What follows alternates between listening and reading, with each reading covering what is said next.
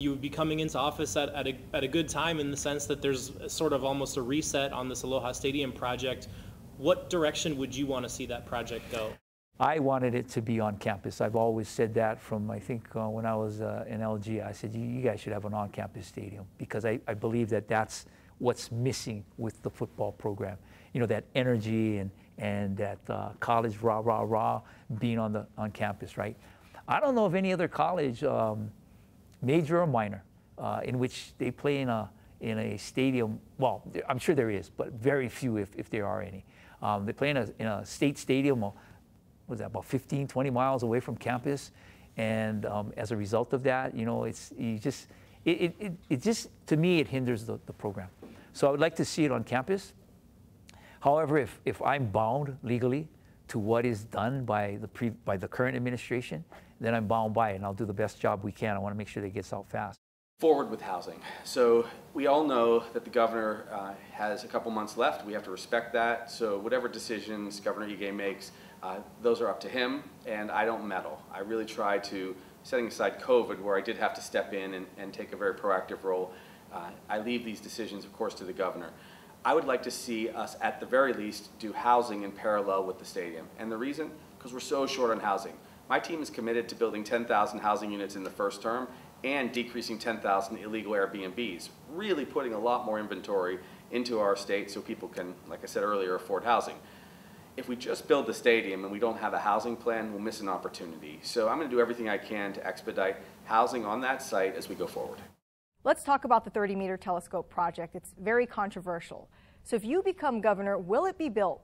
I've said this from the very beginning, and my position has not changed. I believe there's two factors to this. One is the building side. So if the TMT crosses its T's and dots its I's in regards to building it, in other words, getting the right building permits, et cetera, then okay, that's taken care of. The other one is a lot tougher, and that's on the community side. So the legislature just formed I believe it's a new steward and management, I don't know if it's called the commission or department or agency, but they just put that in place, and I think the governor just appointed people to it. And so it's going to take 5 years, I think, for them to kind of get up to speed. And also at that point in time, then they'll have the authority to manage Mauna Kea as they see best. And if they give the green light, then I'm all for it. So we should do projects like the TMT. Can we build TMT? Well, we have to, through respectful conversation, through negotiation, through respecting the culture that is here in our state with the Hawaiian people. We have to actually kind of reboot this relationship, because as you saw, because of protests, it was not possible to build it. Now, I believe in science. I love science. I love astronomy. But I also have relatives that are on the Big Island, and they will tell you that not only is the mountain sacred to them, so is the relationship in terms of how the Hawaiian people interface with all the others that have come to Hawaii. I think by building the housing with Department of Hawaiian Homelands, by showing that we kept our promises, that we respect the people of Hawaii, that we know that the mountain is sacred, I would hope that then we can go forward with the conversation. Let's talk about Hawaii's gun laws. Do you think they're fair, and is there anything you would do to change them? I look at gun violence as a public health problem, which is to say we lose 35 to 40,000 beautiful Americans every year as a result of gun violence. Plus there's been an uptick in suicidal ideation. So when I look at this, I say we should actually do new things. We should have gun insurance so that people are able to go through a process to be safe to have a gun. It will be tested in the courts, but the more things we can do to be safe for our keiki, we should.